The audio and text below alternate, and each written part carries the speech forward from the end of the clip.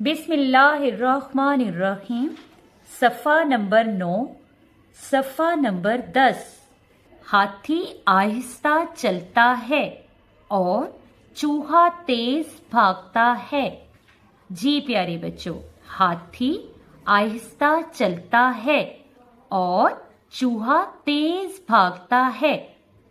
ये गांव की तस्वीर है, ये आसमान है, ये परिंदे हैं, ये गांव के कच्चे मकान हैं, ये हरे हरे दरख्त हैं।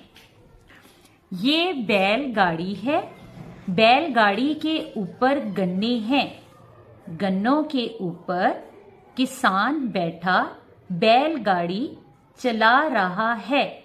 ये जाल है, ये पहिया है, ये रोटी है। ये हाथी है, हाथी आहिस्ता आहिस्ता चल रहा है।